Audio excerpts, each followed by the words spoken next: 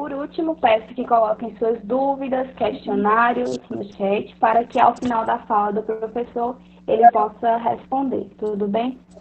Então, antes de passar a fala para o professor, eu gostaria muito de agradecer a presença. Muito obrigada, de verdade, para os nossos intérpretes que estão aqui, se disponibilizaram, estar aqui conosco hoje. Então, é uma honra muito grande tê-los.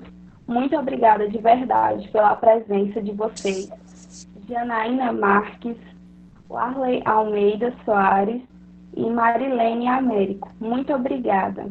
Esses são os intérpretes que estarão aqui hoje conosco, juntamente com o professor. Então, professor, o momento da fala é seu. Ele é mestre e doutorando e aceitou estar aqui hoje conosco. Muito obrigada também pela sua presença. E 45 minutos sua fala, pode ficar à vontade. Muito obrigada. Eu que agradeço. Bom, pessoal, boa noite a todos. Espero que estejam conseguindo, escutar bem. Primeiramente, eu gostaria de agradecer ao convite da Maurília, que, assim, sabe, de repente recebi uma carta convite e que me deixou muito feliz, porque toda oportunidade que eu tenho de estar compartilhando algo sobre literatura, os meus olhos brilham, porque é realmente o que eu gosto, é realmente o que eu amo. Eu estou vendo aqui no chat alguns estão perguntando se minha câmera não está ligada. Estou aparecendo para vocês? É que eu entrei com 2 dispositivos. Um é para o som e o outro é para a imagem. Então, ok. Então, pessoal, outra coisa eu gostaria de reafirmar e agradecer também os intérpretes. Que trabalho maravilhoso. Como eu estou feliz quando eu recebi a notícia que teria intérprete. O meu coração, assim, explode de felicidade. Como é bom ver o esforço para chegar a todos, para ser algo acessível. Então, parabéns, intérpretes. E eu fico assim muito alegre porque eu sou professor de Libras no curso de pedagogia. Então, eu tenho essa paixão especial. Bom, então, antes de começar a falar sobre literatura e sobre cinema, e antes de eu colocar a minha apresentação, eu quero esse contato, por mais que seja virtual, olho a olho, digamos assim, com vocês. Então, antes de apresentar o professor Wesley, que pesquisador ou que seja, quero apresentar o Wesley, o ser humano que está aqui. Porque eu não estaria ocupando o meu lugar de fala em dizer que a literatura e o cinema humaniza e eu deixar de ter esse meu primeiro contato humano com vocês. E eu acho, e eu sempre digo que o que eu sou, o que me levou a pesquisar literatura e cinema sobre essa perspectiva de inclusão e de diversidade foi a minha trajetória. Eu fui aluno do campo. Eu sou o filho da dona Josefa, do lar, filho do seu José, trabalhador rural analfabeto, que com muito sacrifício criou 3 filhos com um salário mínimo. Fui o primeiro da minha família a conseguir cursar, entrar no curso superior, trabalhando de costureiro para pagar a minha faculdade. Sou esse Wesley que acordava às 5 da manhã e tinha que fazer o trajeto de 3 quilômetros a pé para pegar o ônibus para estudar. O Wesley que apanhou muito na escola por ser gay, por ser tido diferente. Era o viadinho, o bichinha. Eu morria de medo de ir até o banheiro da escola, porque sempre tinha alguém, um valentão lá me esperando. E é justamente por viver isso que foi me moldando a trabalhar sobre essa perspectiva. Em 2016, eu ingressei na educação especial. Aqui no Paraná, não sei como funciona em Pernambuco, nós temos a escola APAE, que é uma escola que atende pessoas com necessidades educacionais especiais, com deficiência. E aí foi quando eu me constituí como professor. Foi realmente lidando com pessoas com deficiência, porque eu percebia que eu estava fazendo algo, que eu tinha encontrado o meu lugar na sociedade em ajudá-los. E assim como o Wesley, estudante que conseguiu, que trabalhou, suou para conseguir pagar a faculdade, porque o pai não tinha condição, que não tinha dinheiro para ter um computador ou um celular até o ensino médio, que as pesquisas eram apenas em livros. Esse Wesley, gay, que apanhou muito na escola, que nunca conseguiu jogar futebol na educação física porque não era escolhido, e por saber que existe tantos outros Wesley por aí e que a literatura pode ajudar, é que me incentivou a fazer esse trabalho, a falar e a pesquisar sobre a inclusão social. Bom, agora, pessoal, eu vou aqui acessar o PowerPoint para a gente dar continuidade. Eu peço a vocês que todas as dúvidas que tiverem, que de fato me possam perguntar, possam estar, né, expondo, e não digo que eu sei tudo, estou longe de saber, eu acho que eu sei é muito pouco ainda. Mas esse pouco que eu sei, nós vamos compartilhar e vamos aprender juntos. Eu acho que eu tenho mais a aprender com vocês do que propriamente ensinar. Eu acho que isso é o bacana, a construção do conhecimento junto. Vocês estão conseguindo visualizar os slides? Então, deixa eu ver. Então tá. Muito obrigado. Vamos lá. Então, meu nome é Wesley, como já fui apresentado. Sou formado em pedagogia e fiz a minha especialização em educação, métodos e técnicas de ensino, voltado à literatura e cinema, pela UTFPR também, que é a Tecnológica Federal do Paraná. Em seguida, eu comecei na especialização e falei, nossa, como que é bacana ver esse diálogo de literatura e cinema.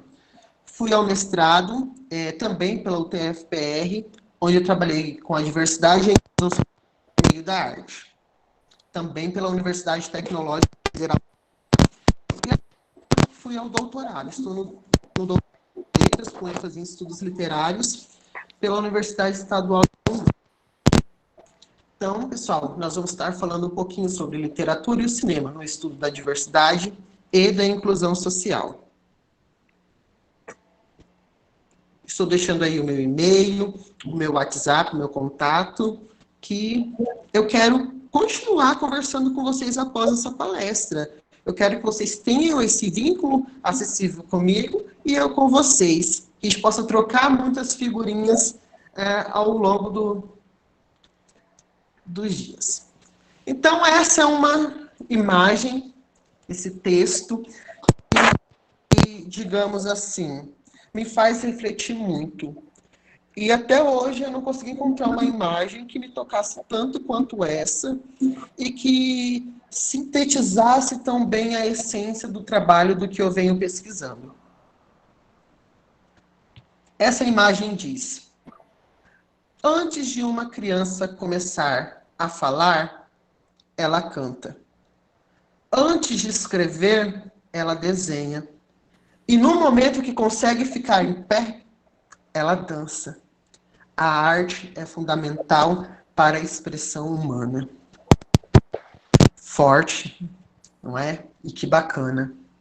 E é justamente sobre isso que nós temos que lutar. E que Antônio Cândido já dizia, no direito à literatura, que a literatura deve ser um bem acessível a todos, e eu digo, a literatura e o cinema, a arte, deve ser um bem acessível a todos, porque ela é uma forma de expressão, ela é uma forma de mostrar o mundo por um outro viés.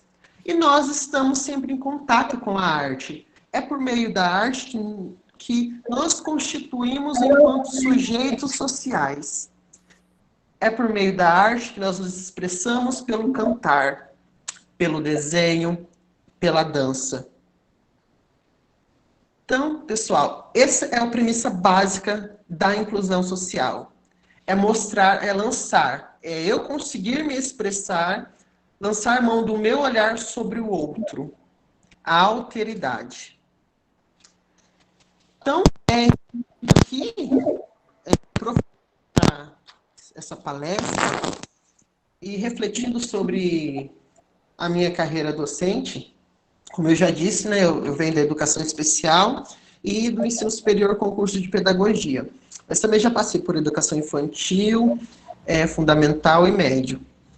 E tem uma frase, vocês que já são professores já devem ter, né, escutado, e também vocês que são professores em formação, que é assim: educação vem de berço. A obrigação de educar é do pai. Quem educa é o pai, a escola ensina. E até certo ponto está correto. A essência da escola é, de fato, ensinar o quê? Os conhecimentos historicamente produzidos pelo homem e acumulado ao longo dos tempos, ao longo da história. Isso é o quê? O conhecimento acadêmico. Só que todo professor, em sua essência, ele é um educador. Porque por mais que a escola não seja o ambiente especificamente para educar, como já dizia Paulo Freire, ela é um ambiente propício a isso. Ela é um ambiente propício a essa formação para o agir social. Essa formação para ser sujeitos, agentes na sociedade, agentes críticos e participativos.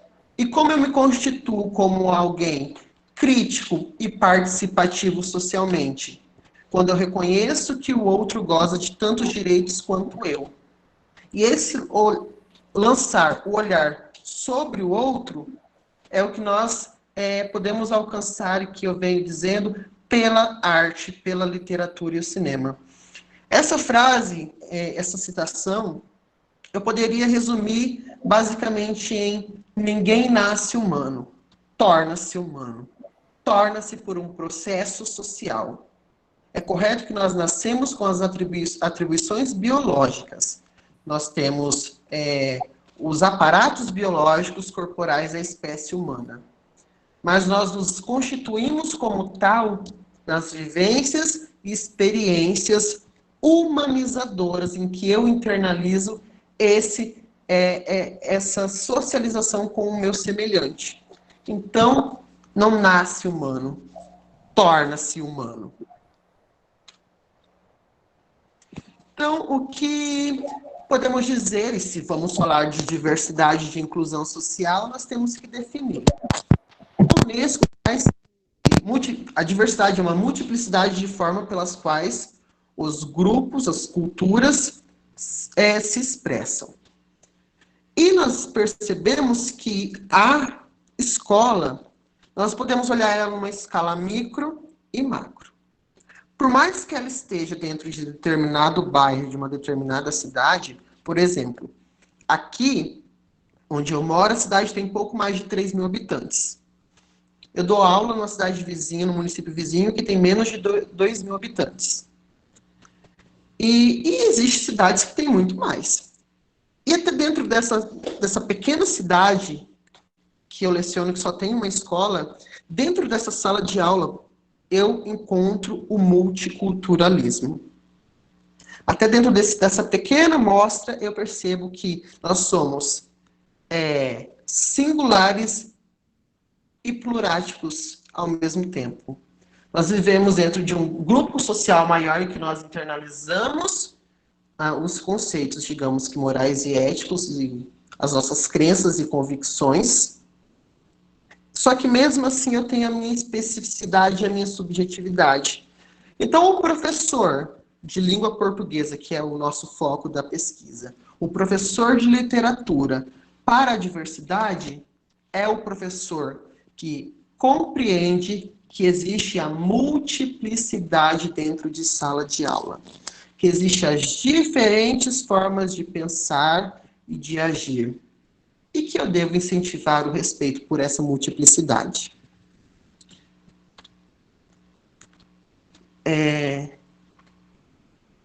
Então, todo professor, independente de qual seja a sua disciplina, é um educador. Então, nós educamos para a vida, educamos para o agir social.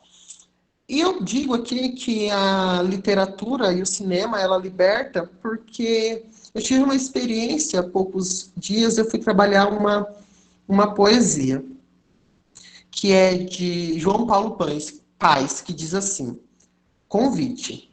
Poesia é brincar com as palavras, como se brinca com bola, papagaio e peão. Só que bola, papagaio e peão, de tanto brincar, se gastam. As palavras não. Quanto mais se brincam, mais novas elas ficam. Como a água de um rio que é sempre limpa. Como cada dia que é sempre um novo dia. E aí, vamos brincar de poesia? E brincar de poesia, ficcionalidade é uma forma de expressão que nós humanos encontramos. Nós temos que perceber que nós, enquanto sujeitos históricos, todo povo produz a sua arte. O nome do autor, vou postar aqui no final, eu coloco, a Aline Cristina. Todo grupo social, toda sociedade em um período histórico, determinado contexto social, produz a sua literatura, produz a sua arte.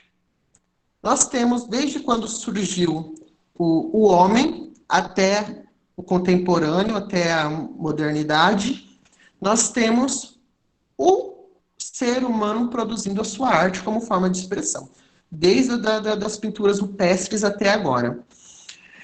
Então, se eu sei que cada homem, em determinado grupo social, produz a sua literatura, logo, ela é um quê? Um retrato do mundo. Ela conta algo, ela conta um recorte. Não que a literatura e o cinema tenham a obrigação se prender a um viés histórico. A literatura e o cinema ela já se constituem como artes autônomas, linguagens próprias, com sentidos próprios, que não dependem de uma outra arte ou uma da outra para pré-existir. Cinema é cinema, considerado a sétima arte. Ela, por si só, já possui o seu status, o que já garantiria, o que já deveria garantir, no caso, a sua presença nos currículos escolares, assim como a literatura. Que a literatura, por si só, é a arte da palavra. Ela já é uma arte com o seu valor estético próprio, que não depende de uma outra área, como a gramática, para ela estar nos currículos escolares. Apenas por sua apreciação estética, já deveria, de fato, já garantiria, já justificaria trabalhar com literatura e cinema. Porém, nós podemos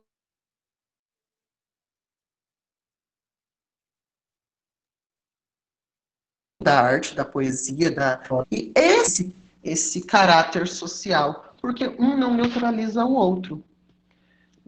Um grande exemplo disso é Mia Couto.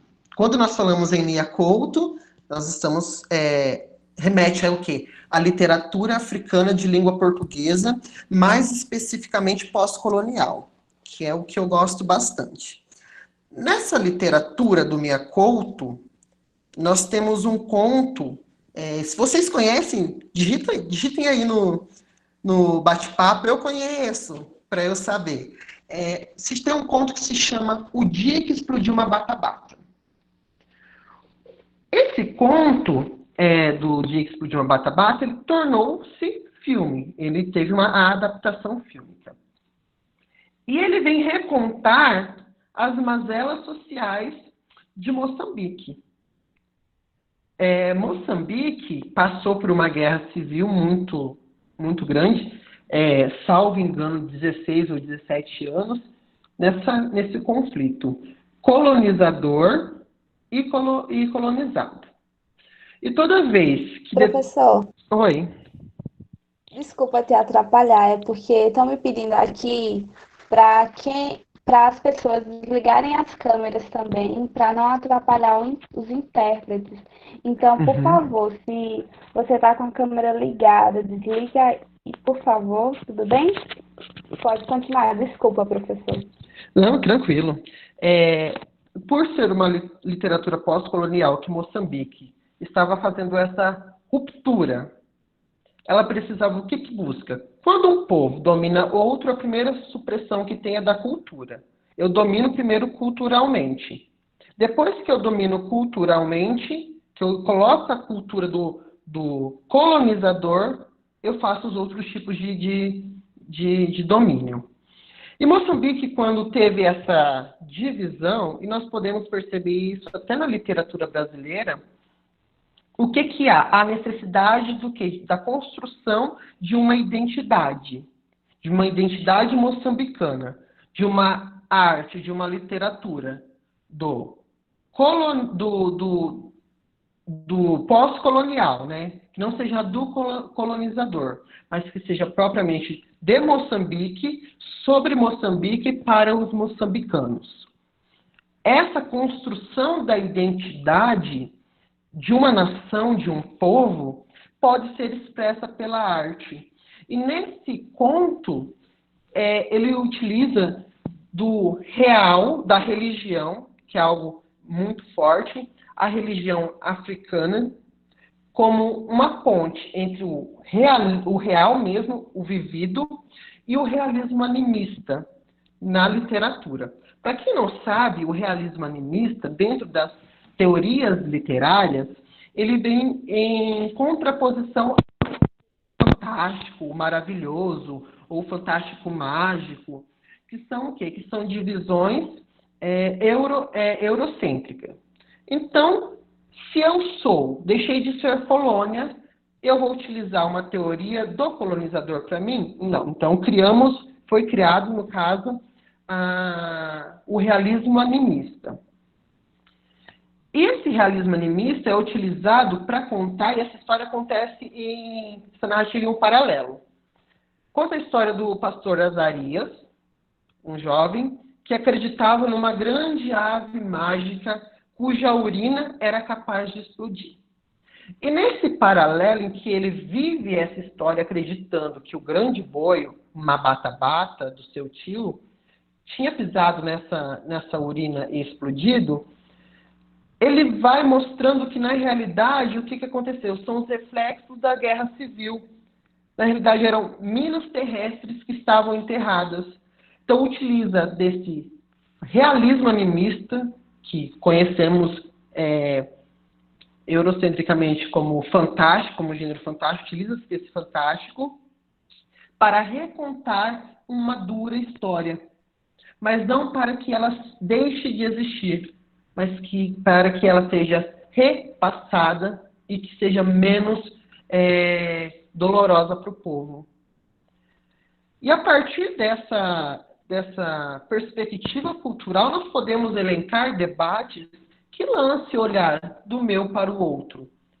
Esse conto eu utilizo geralmente no sexto ano, ele é muito pequeno, mas nós temos outros também que falam dessa relação de colônia, colonizador e de liberdade e de respeito, de busca por uma construção e de valorização daquilo que nós temos como bem cultural.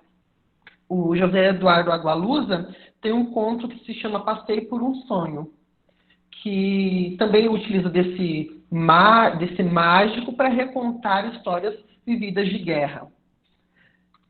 Então,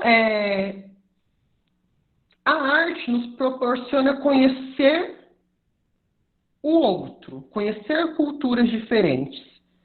E, por falar nisso, nessa questão da literatura como um direito humano, eu tenho que trazer um exemplo para vocês. Como nós já percebemos que a literatura pode tratar de questões de colonização, questões ligadas à sobreposição cultural, não que necessariamente você tenha que se prender extremamente ao contexto daquela narrativa, mas ela pode ter novas ressignificações em novas culturas, em novos tempos.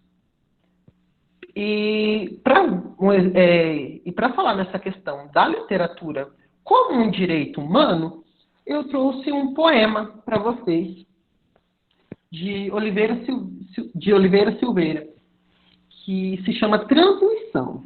É um poema muito conhecido e muito bonito, que me impactou muito e se tornou, de longe, um dos meus preferidos. Que diz assim: querem que a gente saiba que eles foram senhores e nós fomos escravos. Por isso te repito, eles foram senhores e nós fomos escravos. Eu disse, fomos. Literatura, quando eu leio esse poema, quando eu recito, o que eu posso dizer? Literatura é empoderamento. Não tem algo que venha à minha cabeça, à minha mente, ao meu pensar, que não seja a literatura é empoderamento.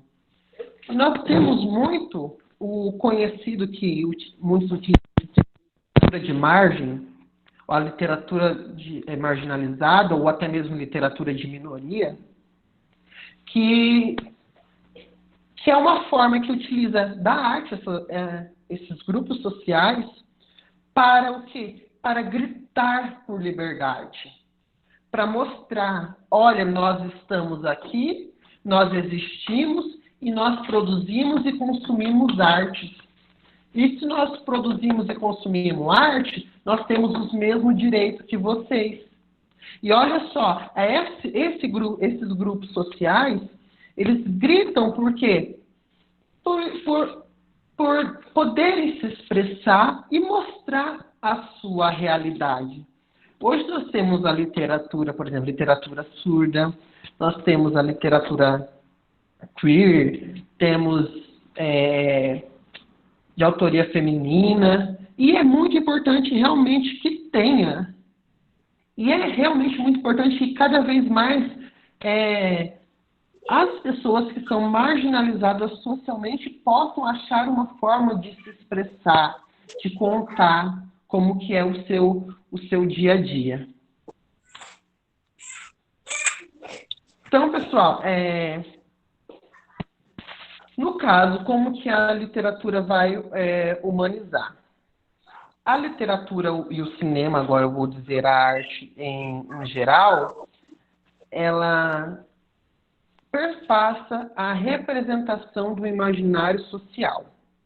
Ou seja, nós estabelecemos conceitos que aqui vou dizer como paradigmas, e geralmente esses paradigmas são eurocêntricos e, digamos, até o cânone. O próprio cânone, ele é excludente. O que é canônico, e nem vou entrar nessa discussão de Harold Bloom, que é o quê? O cânone é do homem europeu, branco, e todo o resto fica como secundário.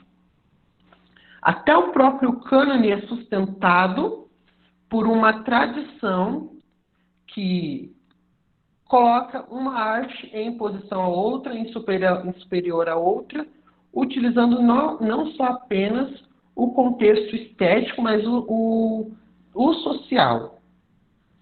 Então, pessoal, quando eu vejo uma literatura produzida por outros, vamos dizer assim, vamos utilizar esse termo, por outros, eu conheço a perspectiva desses outros. Então, eu venho o quê? Eu quebro paradigmas, porque eu tenho preconceito, eu tenho discriminação, na medida do que é desconhecido. Aquilo que é desconhecido é tido como diferente. Venâncio vai utilizar esse termo diferente na literatura, em que tudo aquilo que foge de um padrão é o diferente, logo eu excluo.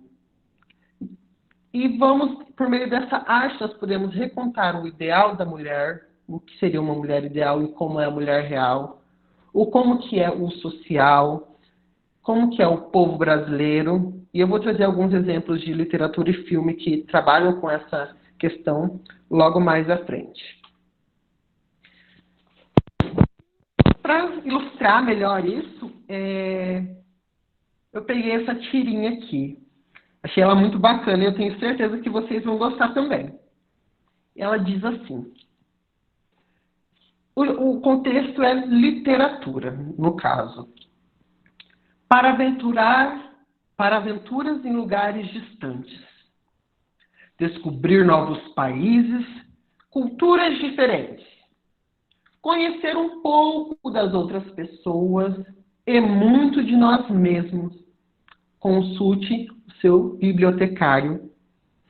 Que bacana, hein, gente? Bem ilustrativa, né? De fato. Então, o que Antônio Cândido queria dizer no direito à literatura e na literatura como horizonte de humanização, e até mesmo Venâncio, que trabalha com essa perspectiva, Brito também vem falar dessa questão do cinema como horizonte de humanização. Por que que a arte humaniza? Porque nós vivemos aventuras em lugares distantes e diferentes. Nós conhecemos outros países, outras culturas que até então eram desconhecidas. Percebemos um pouco sobre outra pessoa e refletimos, porque a arte é reflexiva. Então, se eu reflito, eu conheço muito mais de mim mesmo. E tudo isso consultando o bibliotecário, a literatura. Aqui tem outra, muito bacana, e depois eu vou falar sobre uns questionamentos que eu pensei. Essa aqui salvo engano, é Kevin, né? Esse personagem, diz assim: eu li este livro que você pegou para mim. E aí, o que achou? Ele realmente me fez enxergar as coisas de forma diferente. Me deu muito o que pensar. Fico feliz que tenha gostado. Está complicando a minha vida. Não me traga mais nenhum. Olha só como que a literatura desestabiliza, como que ela é um movimento de reconstrução, como que a arte é desconstruir e reconstruir, como é ampliar a visão. Isso nada mais é do que o quê? Uma emancipação do sujeito. Isso vai de acordo até com o que Paulo Freire dizia da emancipação do sujeito.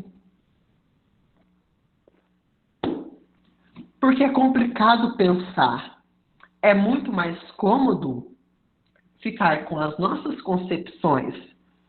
É muito melhor, é bem melhor, no caso, ficar com aquilo que nós acreditamos ser a verdade absoluta. Pensar para fora do eu machuca.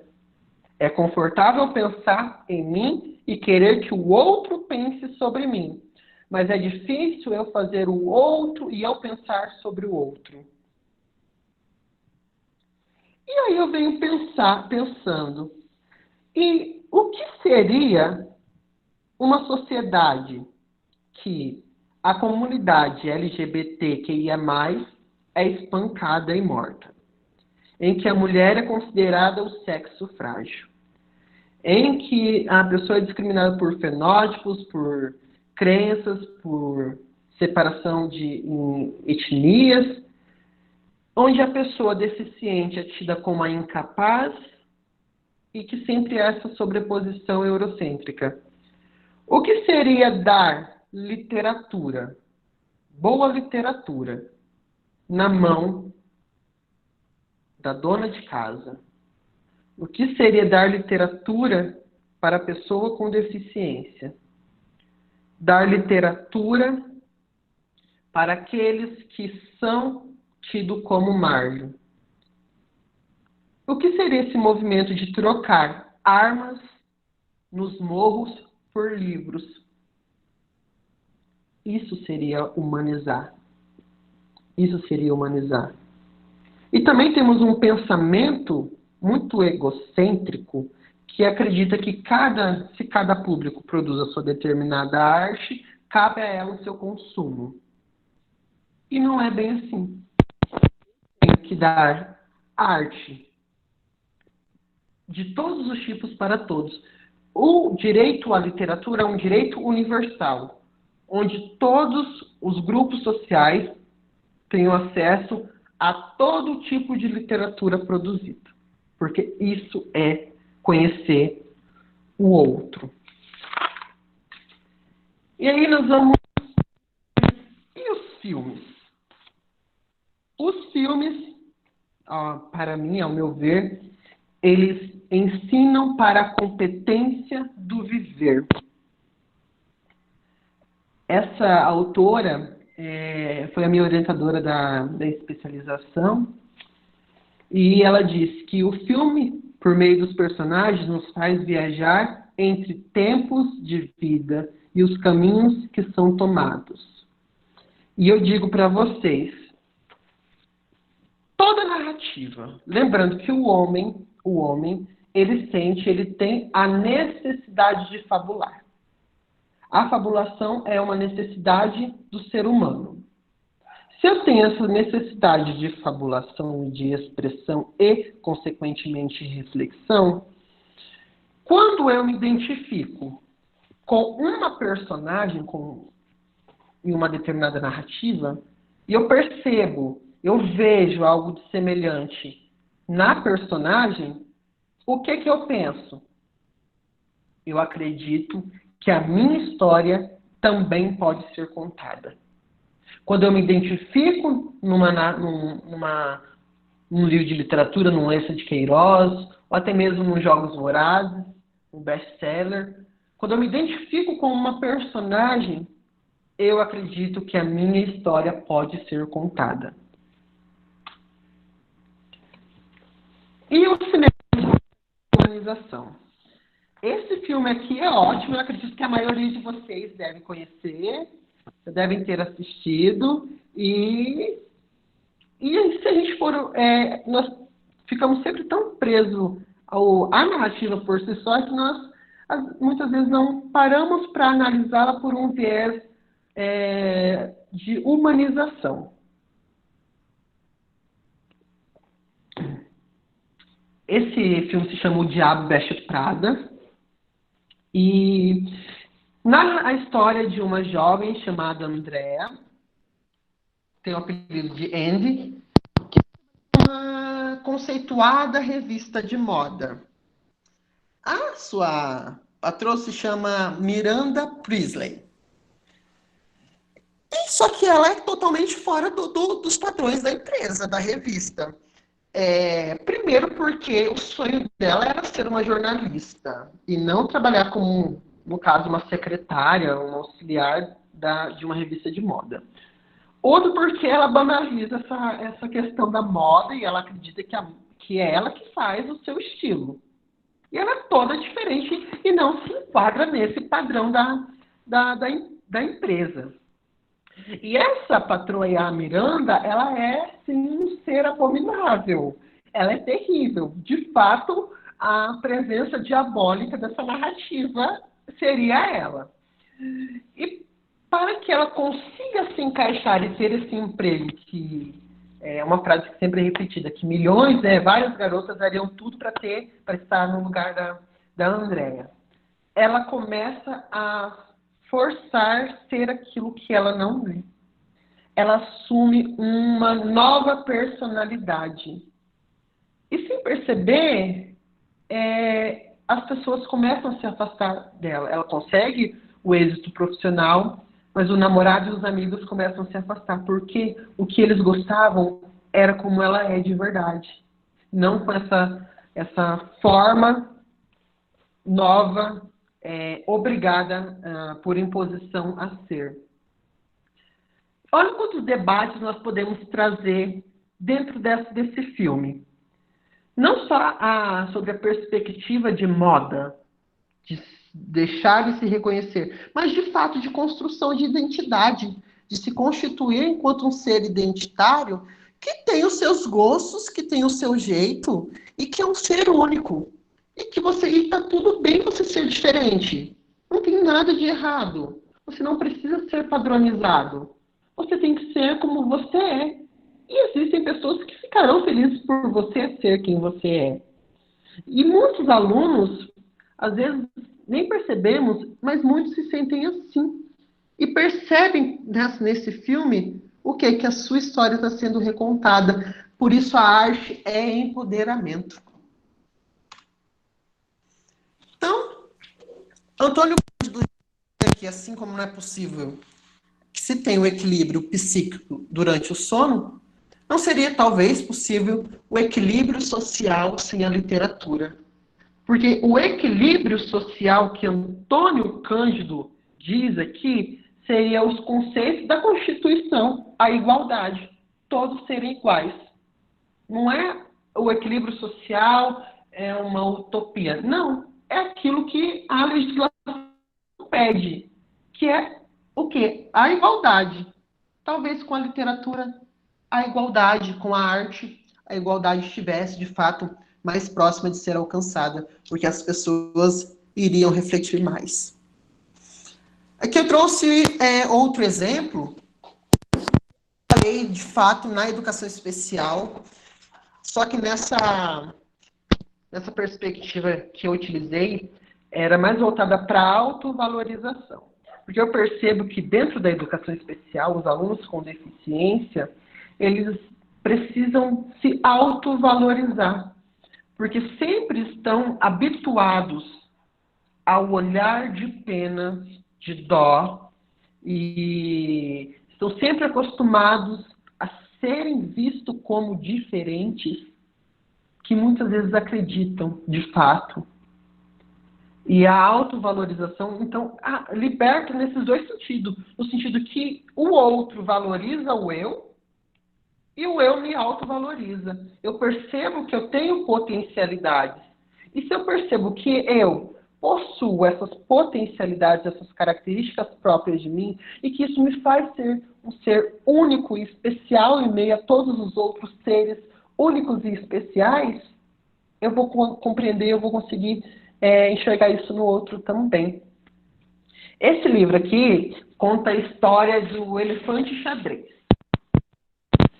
E ele era muito amado, ele era aceito por ser diferente, só que ele não se aceitava. Todos os elefantes eram cor de elefante. Só que Elmer era todo xadrez e colorido. Só que ele fica muito triste e ele vai até num vale, num pé de uma fruta cor de elefante.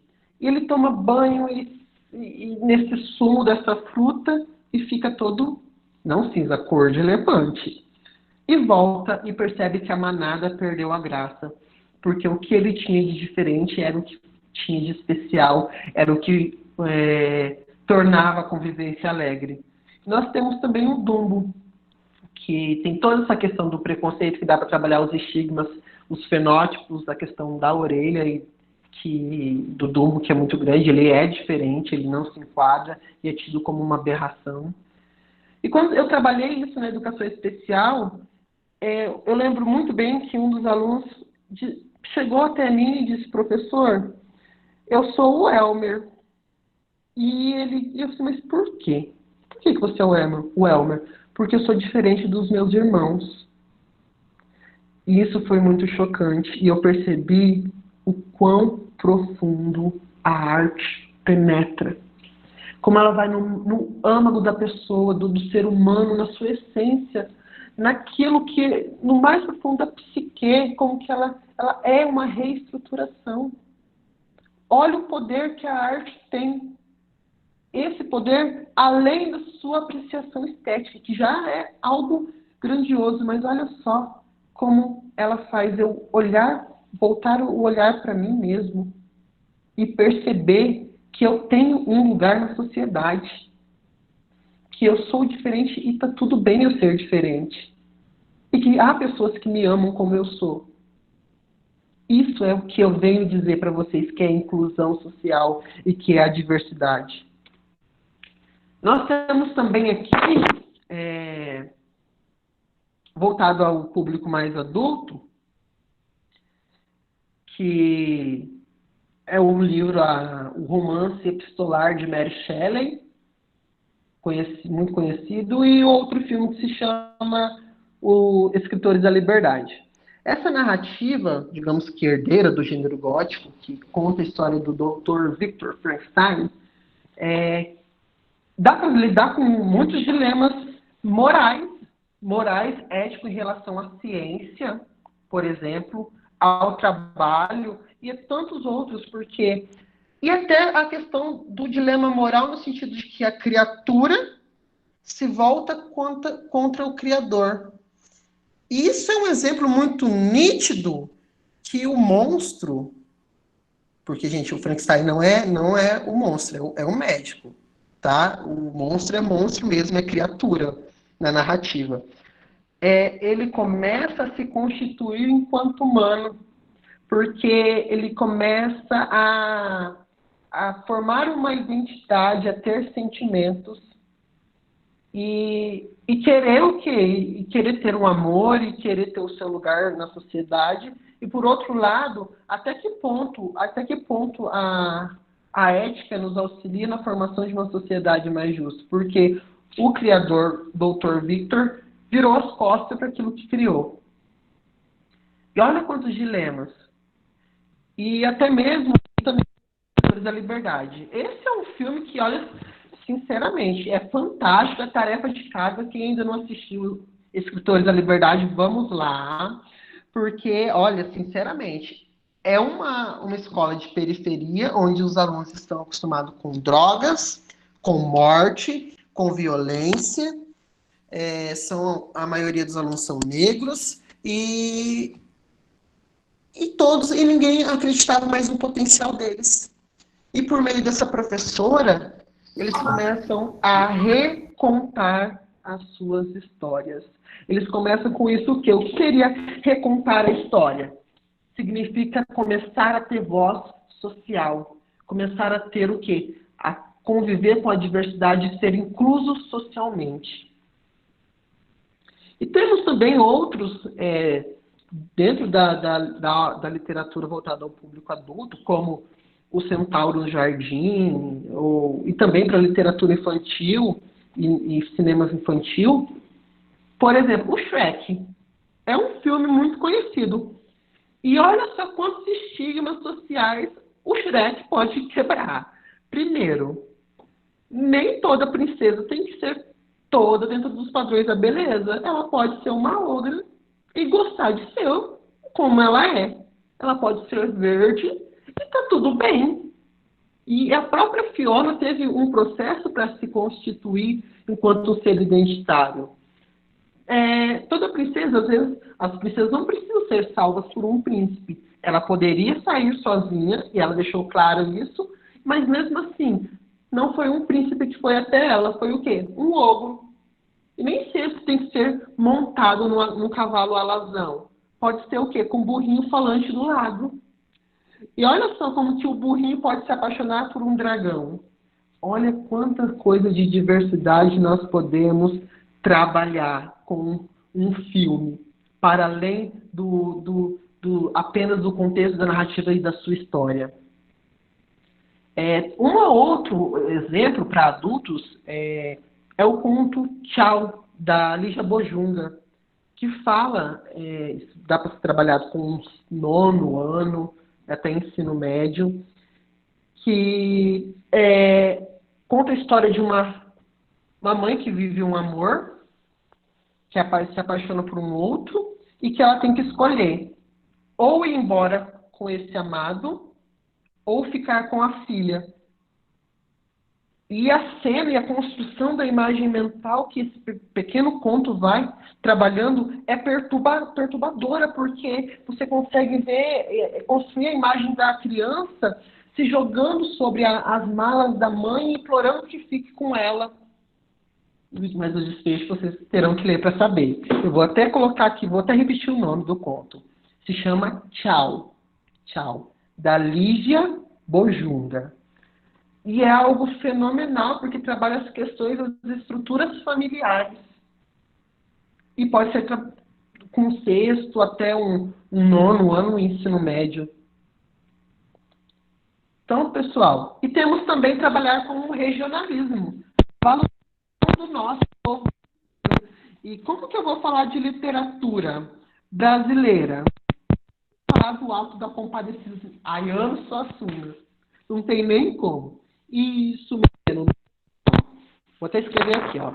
Tchau, da Lígia Eita, meu teclado tá meio ruim. Acredito que seja assim o nome da autora. Acredito que seja assim. O Alto da Compadecida é um retrato do quê? O retrato do Brasil. É um retrato do Brasil. É a essência do povo brasileiro.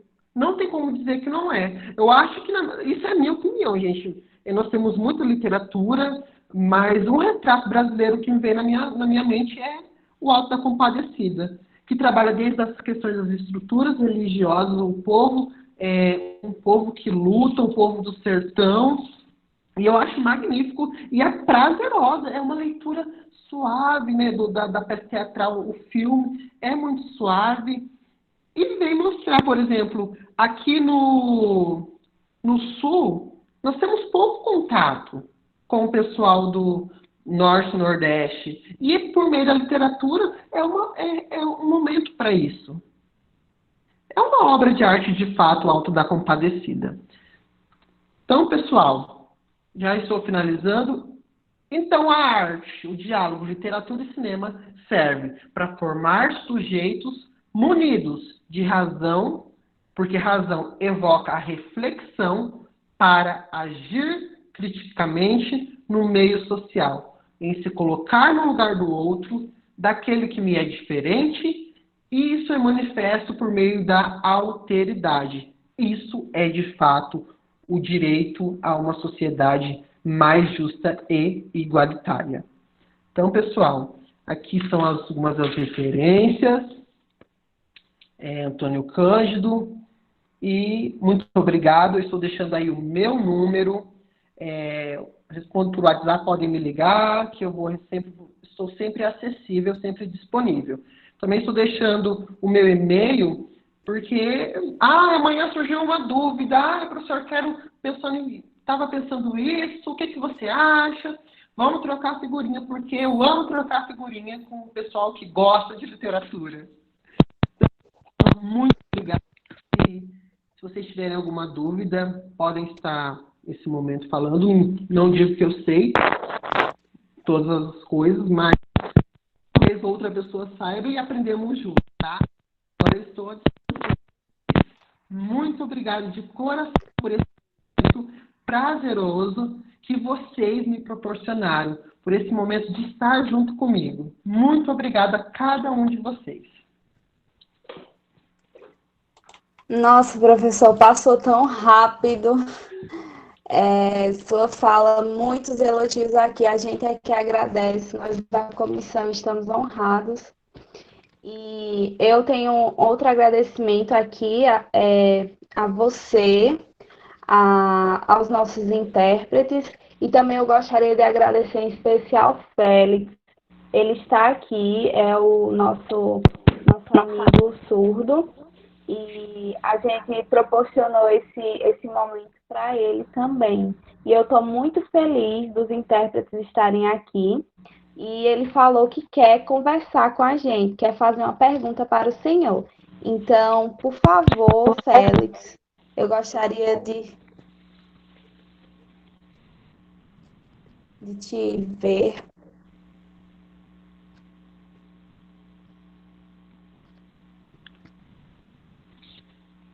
Olá. Olá, Félix.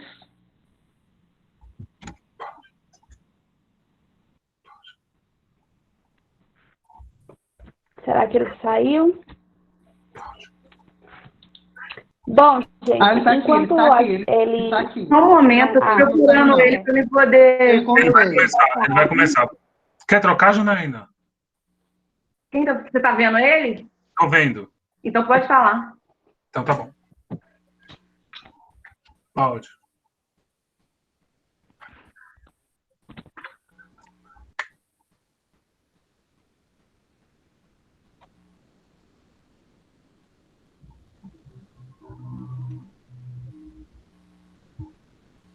Acho que eu vou escrever aqui no chat que a gente... Eu não estou conseguindo acompanhar o chat porque tá subindo muito rápido. Eu não estou conseguindo acompanhar.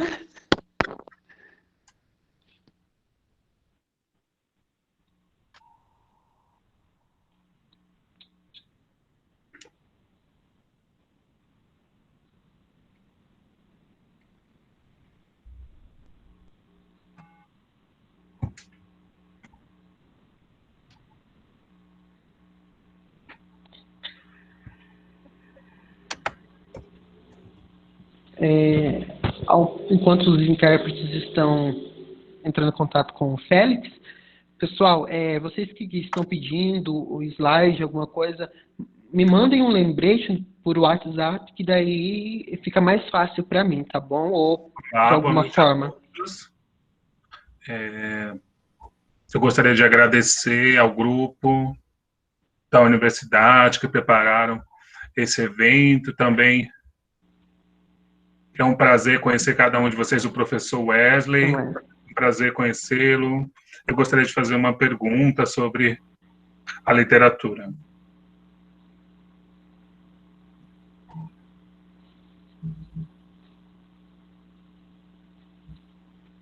Como é a estrutura da literatura? A gente sabe que tem regras e gramáticas diferentes, né? Tem uma estrutura própria. E o poemas e as poesias também, que é um gênero textual também, que tem uma estrutura que não dá para acompanhar exatamente as regras, né? Como que a gente pode traduzir para Libras essa adaptação para a língua de sinais de uma forma clara?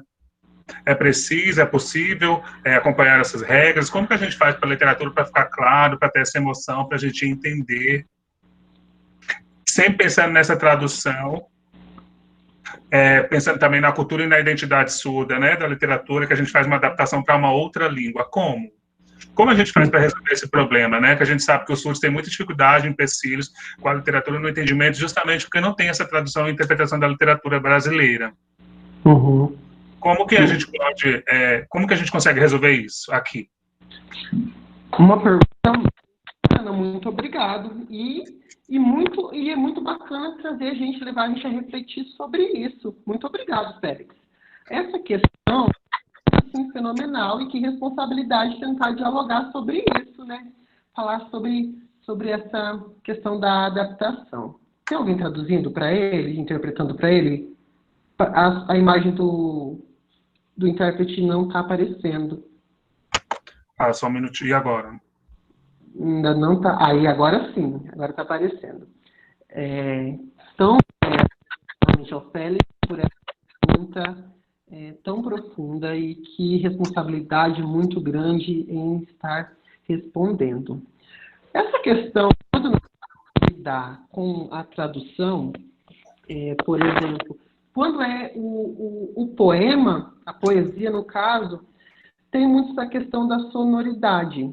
Porém, na linguagem surda, nós não temos essa necessidade de tonicidade em sílabas tônicas, o que afeta, de certo ponto, a construção do efeito de sentido. Isso é fato. Porque o poema lida muito com a sonoridade das palavras, a tonicidade. Porém, os estudos relacionados a uma literatura para as pessoas com deficiência, para os surdos, deve ser cada vez mais incentivada, e para que haja cada vez mais essa formação profunda digamos que um arsenal, um armazenamento, uma grande quantidade de obras adaptadas. Eu acredito que, assim como a adaptação para qualquer outra língua, a tradução, né, deve ser feita por o público que, de fato, venha ser legítimo dessa língua. Por exemplo, essa interpretação, para conservar esse sentido, deveria ser de alguém que esteja dentro da cultura surda. Né? Não basta apenas eu saber Libras, porque saber Libras é pouco. Porque quando nós falamos em efeito de sentido, nós temos o quê? Todo um social. Então, acredito que, de fato, uma interpretação, uma tradução boa tem que partir de quem está inserido na cultura Libras, na cultura do surdo, conheça como que é de fato e consiga fazer essa transposição. No poema, eu acredito que seja mais difícil. Agora, na prosa, eu acredito que seja mais fácil. Apesar que a língua de sinais, Libras, escritas, ela não precisa seguir esse padrão sintagmático, né? Por exemplo, conjunções são dispensáveis, né? Acentos e tal. Mas se eu tenho uma pessoa que está inserida, eu tenho uma adaptação mais próxima do que seja. talvez não seja exatamente como é para o ouvinte, mas pode chegar mais próximo e espero que um dia isso avance. E hoje temos também a literatura do surdo mesmo, que o surdo produz a sua literatura. E isso também é uma forma de ganhar visibilidade. Por exemplo, Edgar Allan Poe, quando trabalhou o conto O Corvo, a melhor tradução é de Machado de Assis, porque é alguém ligado intimamente à literatura. Para conservar o mais próximo possível daquilo que nós temos da intencionalidade do autor, seria a alternativa que eu vejo mais viável ser alguém que está imerso dentro, mergulhado na cultura surda. Essa é a resposta que eu tenho hoje para te dar. Entendeu? Obrigado. Obrigado. Quem tiver mais perguntas, pode... E também um diálogo. Quem quiser abrir o microfone, pode falar.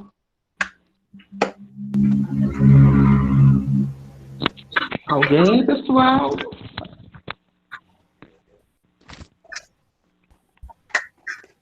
Temos muitas mensagens no chat. E eu não estou conseguindo acompanhar. Deixa eu ver uma aqui. Alessandro Santos. Estabelecer um link entre a teoria e a prática pedagógica está sendo o diferencial desta palestra, em meio a tantas que só apresentam reflexões didáticas no terreno da teoria.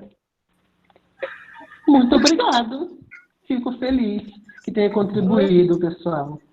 Luciana Barão. Professor, como você sugere trabalhar com um filme na sala? O momento da aula é curto para passar o filme completo.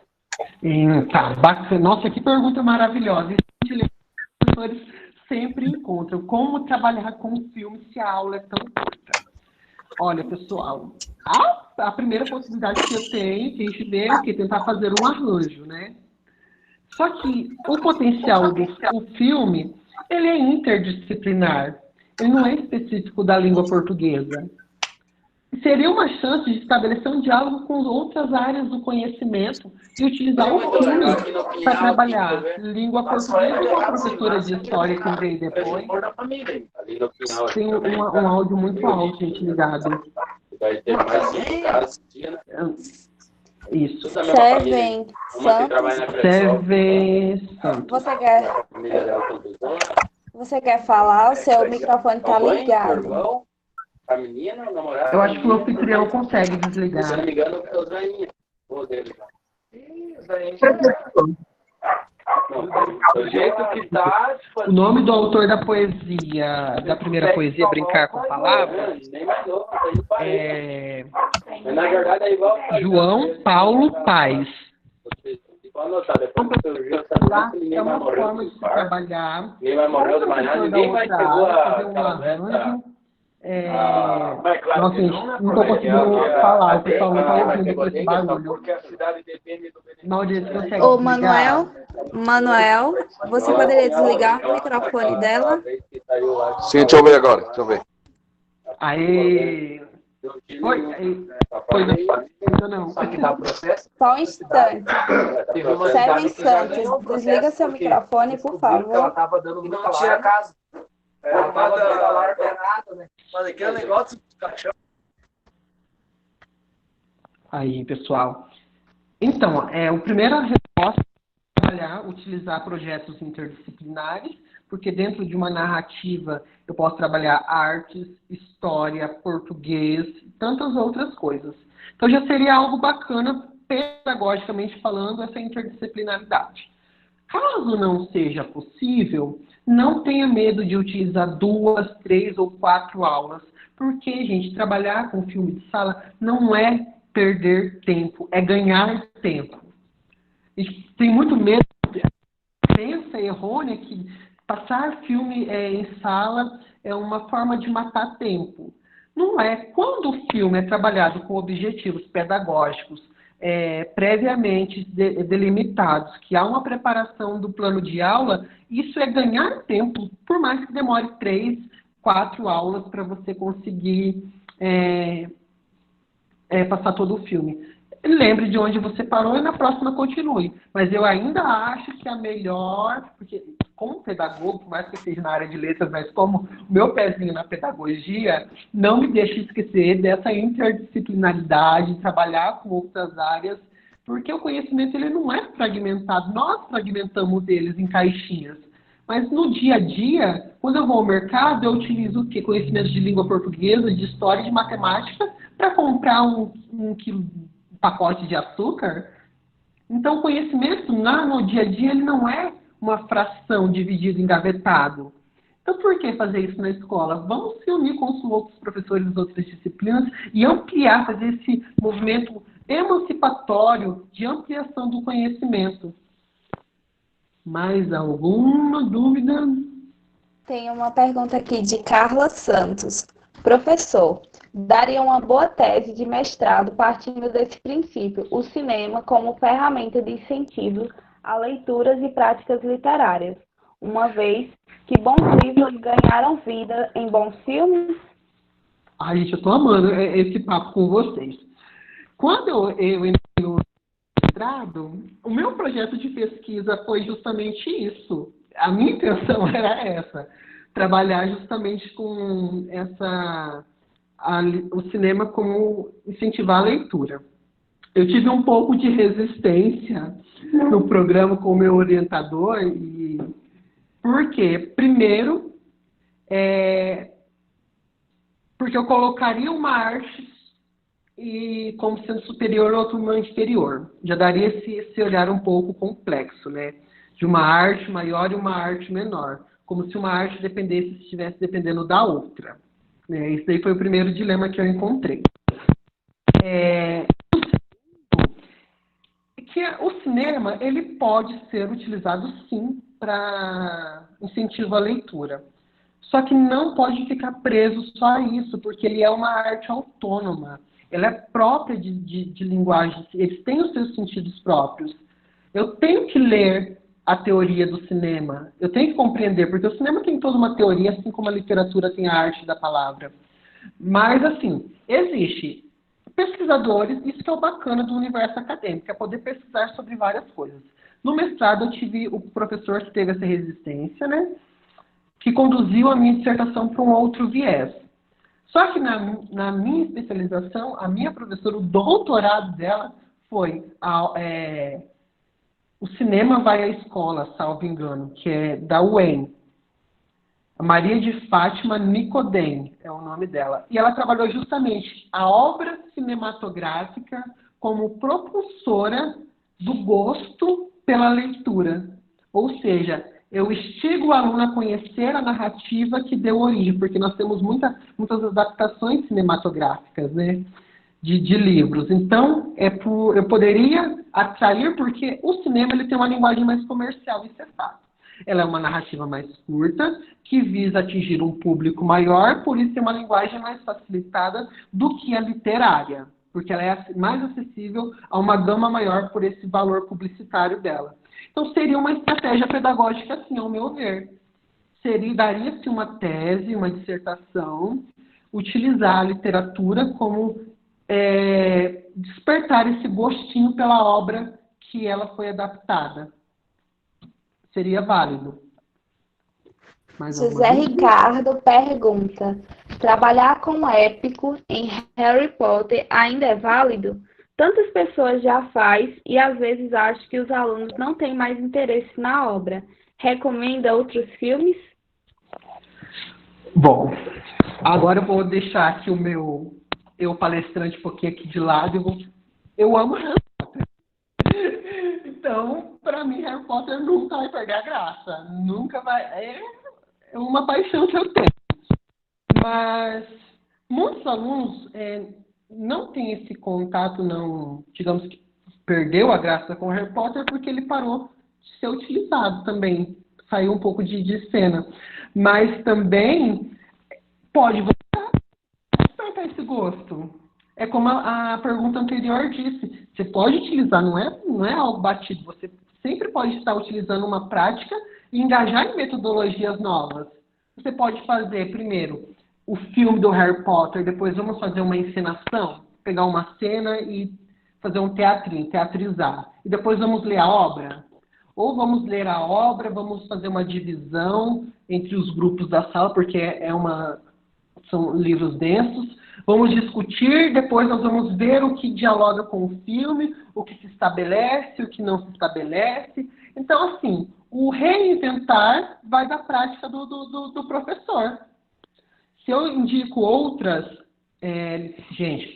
obras, o professor de língua portuguesa, especificamente, agora eu vou falar direcionado para vocês, até deixei o tom da voz um pouco mais séria, porque é muito sério isso. Vocês têm que ler o que os alunos leem. Vocês não podem ficar acomodados apenas daquilo que o cânone diz ser alta literatura. Vocês têm que ler o que os alunos estão lendo para vocês saberem conversar com eles na linguagem deles. Porque é ruim um professor que chega, enquanto os alunos não estão acostumados nem a ler Harry Potter, e chega falando de Dostoiévski. Então, nós temos dimensões. Teresa Colomero fala sobre isso. Ela fala que não se faz bons marinheiros em mar calmo.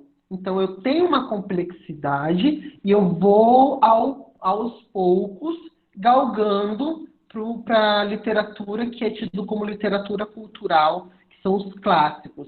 Mas para eu conseguir chegar no nível do aluno ler um clássico, eu tenho que despertar o quê? O hábito pela leitura. Ninguém vai ler direto o Kafka, a Metamorfose, que seja extraordinário, é maravilhoso mesmo. Eu trabalhei na dissertação. Eu não posso já direto trabalhar Kafka, a Metamorfose, que os alunos não têm um hábito porque é uma leitura que vai ser cansativa. Então, começo pelo que o meu aluno me traz, isso se chama currículo oculto, dentro das teorias pedagógicas.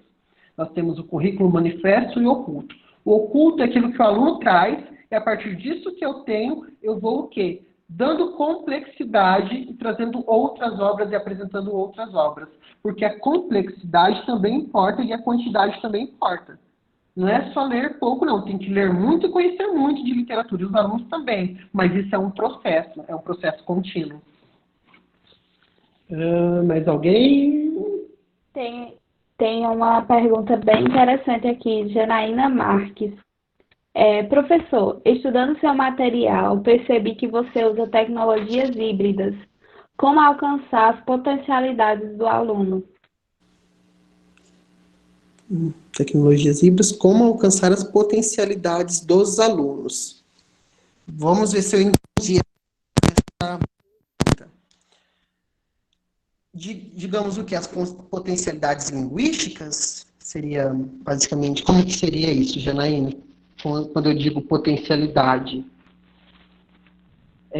Bom, a tecnologia, o ensino híbrido, ele é algo que está muito presente nas tendências pedagógicas. Nós falamos de metodologias ativas de aprendizagem dentro da pedagogia. Que não é muito meu campo, mas vamos falar um pouquinho sobre isso também, então. Essa metodologia ativa, ele vai fazer o aluno ser parte dessa construção do conhecimento. No caso, a literatura e o cinema se enquadra nesse ensino híbrido. E como que eu posso alcançar as potencialidades dos alunos? Então, nós vamos entrar dentro das teorias psicológicas.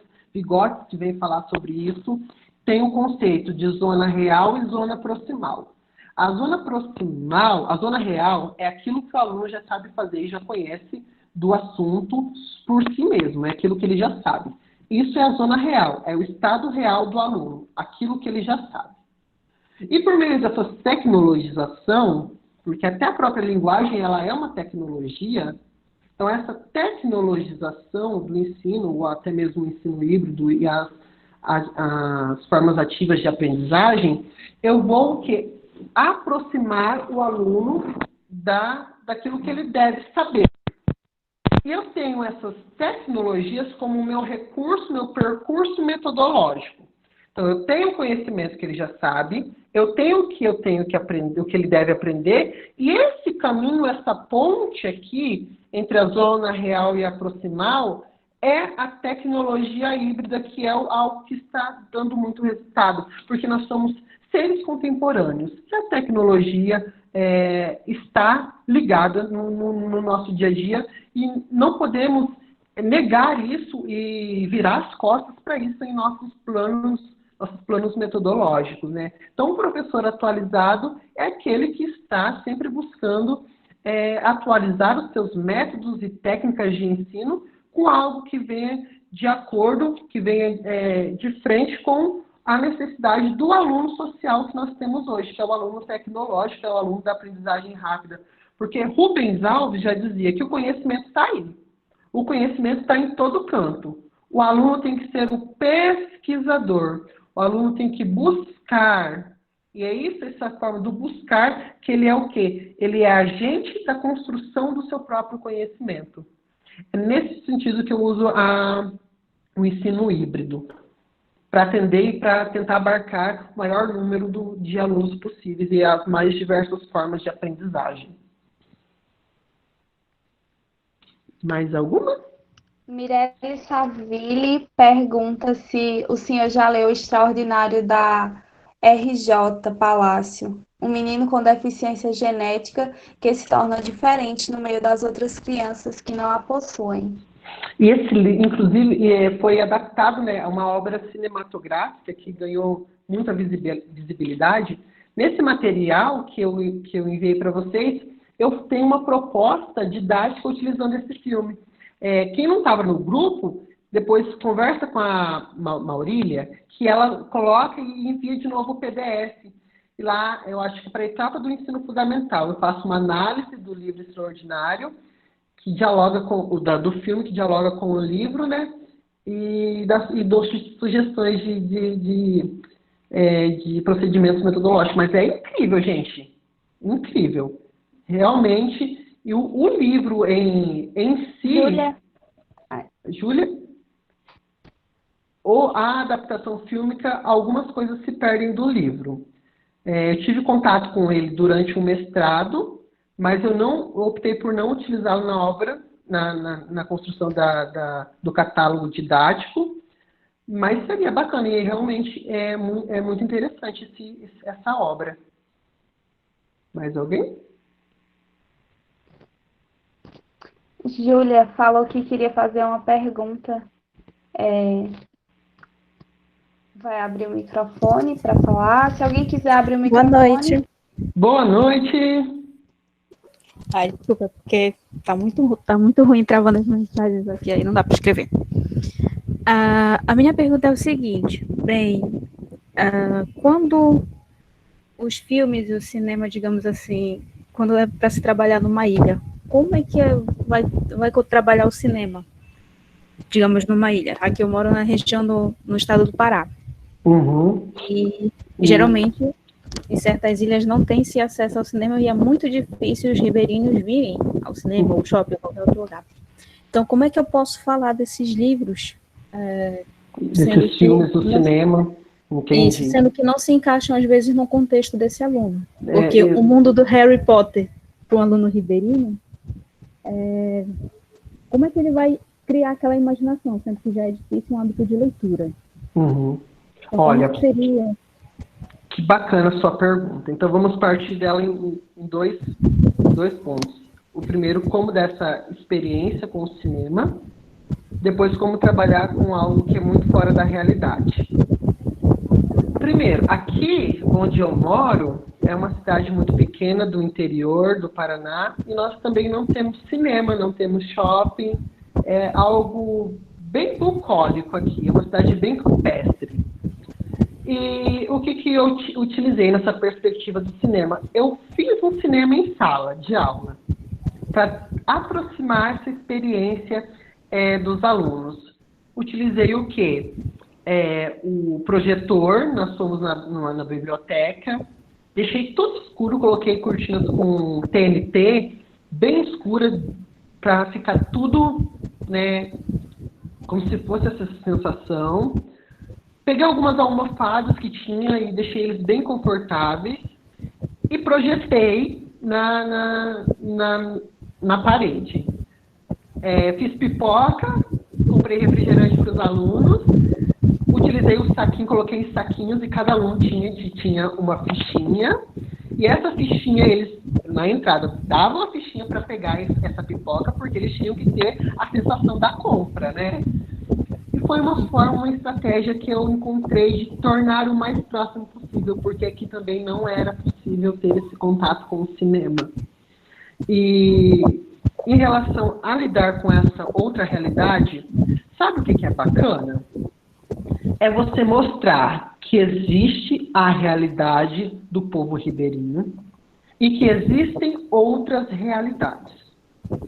Não condiz de fato, com o que nós estamos acostumados a conhecer, a nossa realidade habitual, porque também é muito destoante da minha que eu tenho aqui. Só que o direito à literatura é justamente eu também conhecer a cultura do outro. E esse conhecimento da cultura do outro, por mais que seja diferente, aí é que entra a prática pedagógica, o fazer docente. Então é o momento de eu mostrar uma literatura, um filme propriamente brasileiro, que dialoga com a realidade de dizer, olha, esse filme, essa obra literária, é o retrato do nosso povo. É assim que nós somos, essa é a nossa identidade nacional. Essa outra obra que eu vou te mostrar é sobre uma outra cultura que é diferente da nossa. Não é uma cultura superior ou inferior. É uma cultura diferente. E aí eu vou explicar que por isso que a teoria do cinema o professor tem que estar antenado para isso. Ele tem que ensinar, explicar para o aluno que o contexto de produção daquela obra literária, para o seu valor ficcional, foi necessário causar uma ambientação diferente. E essa ambientação diferente se passa em um mundo diferente. Então, isso é a forma de ficcionar. E também é um momento de mostrar, de valorizar a própria cultura e mostrar que existem outras culturas. Você pode trabalhar Harry Potter e depois, um outro dia, trazer uma outra obra de outra nacionalidade, africana, por exemplo, e mostrar, olha, que já é diferente também. Então é isso. Muito obrigada, professor, pela sua resposta, Eu porque que agradeço. é super enriquecedora, porque, digamos assim, devido à graduação, temos muitos professores ainda que não querem aceitar o cinema como a inclusão de um material para o aluno.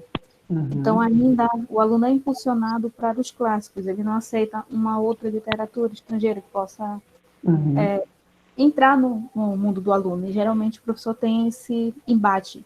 Eu não vou aceitar de jeito nenhum entrar num outro mundo que não seja o meu. Então, Isso é bacana. É realmente maravilhosa a sua palestra, foi Muito obrigado. super atual, maravilhosa, não tem nem Muito palavras. obrigado. E eu fico contente que vocês conseguiram refletir sobre isso, porque eu tenho certeza que dessa palestra professores irão repensar na forma de ensino. E o bem, gente, ele se multiplica, porque se eu mudo a minha prática, eu mostro para o meu colega, que mostra para o outro colega, e assim juntos nós vamos mudando essa mentalidade excludente de uma literatura. Mais alguma pergunta? Nossa, gente, já estou de declaração. Mais gente? Muito obrigado, Gisaldo. Muito obrigado. Posso fazer uma Se alguém quiser contribuição? abrir o microfone. Pode, Sim, por favor. Cleverson. Isso, eu sou do Paraná também, sou de Londrina. Olá! Tudo bem? Tudo jóia. Eu sou professor de português da rede estadual. Eu queria fazer uma contribuição com tudo isso que o senhor falou. Eu entrei nessa palestra porque eu me interessei pelo tema, porque eu trabalho muito com cinema na sala de aula. Um pouco desfocado daquilo que traz o currículo do Estado do Paraná, com alguns outros estereótipos também. Mas, assim, por exemplo, eu sempre trabalho com os escritores da liberdade, principalmente com alunos de 8º e 9º ano, né? e principalmente quando eu dou aula em escolas da periferia. E eu percebo que eles se encontram muito, né, nesse filme. A primeira vez que eu passei esse filme foi para um 9º ano. Faz mais ou menos uns 10 anos que eu usei o filme. E eu me lembro até hoje que quando eu passei o filme, um dos alunos, na metade do filme, ele me perguntou assim, você está passando o filme porque nós somos iguais a esses alunos? Aí eu falei assim, isso daí é uma pergunta que, por enquanto, você tem que refletir, para depois a gente poder conversar. E aí eles, acredito eu, que começaram a entender qual era o papel deles dentro da escola. Porque eu estava vindo, como eu sou PSS no estado, professor temporário, eles estavam vendo de uma defasagem de conteúdo muito grande. Então eu entrei em setembro, eles quase não tiveram conteúdo porque a professora ficou doente e não vinha substituto. E com o filme eu consegui trabalhar vários elementos gramaticais, aproveitei do filme, mas principalmente aproveitei para trabalhar também a questão do emocional deles, a questão da identidade deles se reconhecerem como pessoas, né? Um deles viu essa comparação que eles tinham com os alunos do filme e depois eles, assim, mudaram o comportamento, eles viram que eles podiam mudar. E eu acho muito interessante trabalhar com cinema dentro de sala de aula. Teve uma pessoa que te perguntou sobre mas vou passar o filme na sala de aula, é pouco tempo. Eu uso o tempo que precisar na sala de aula. Eu prefiro aulas geminadas justamente para esse tipo de trabalho, sabe? Faço em 2 aulas, em 4 aulas, e tento administrar o conteúdo do filme, o contexto do filme da melhor forma possível. Os resultados, assim, mesmo que devagar, eles são muito produtivos, são muito grandes. A mudança de comportamento, a questão do bullying, do preconceito. Alguém falou do filme Extraordinário. Eu lembro que ano passado eu passei esse filme para uma turma de 6º ano. E eu achei engraçado quando um menino começou a assistir, porque ele começou a dar risada do menino que tem o problema na face, né? Aí eu perguntei, mas por que você tá rindo? Aí ele falou, porque ele é engraçadinho. Eu falei assim, então tá, tudo bem. Aí no final do filme você vai me responder a seguinte pergunta. Como você se sentiria se você estivesse no lugar dele? Que bacana. Aí no final do filme, aí ele, entendi o que o senhor quis dizer, né? A questão do preconceito, que a gente tem que respeitar as pessoas. Então, eu acredito que o filme, o cinema, ele contribui muito para questões de mudança, de preconceito, da diversidade, porque o filme traz isso, e eles conseguem enxergar nas personagens o próprio contexto deles. Exatamente. Exatamente. É como eu disse, quando eles conseguem se enxergar, perceber uma personagem que se identifica, eles acreditam que a história deles pode ser contada. E isso muda totalmente a concepção deles. Por isso que eu falo que a arte liberta as pessoas. Muito obrigada pela sua contribuição. Eu fico muito feliz. E eu fiquei muito feliz de saber que tem alguém aqui próximo a mim, de Londrina, que está engajado em trabalhando com literatura e cinema em sala de aula. E coloco-me à disposição sempre que precisar. Pode contar comigo. Obrigado, com certeza. Gisvaldo Félix pergunta, professor, podemos utilizar o cinema e a literatura para as discussões de letramento antirracista em sala de aula? Sim, toda a metodologia é válida.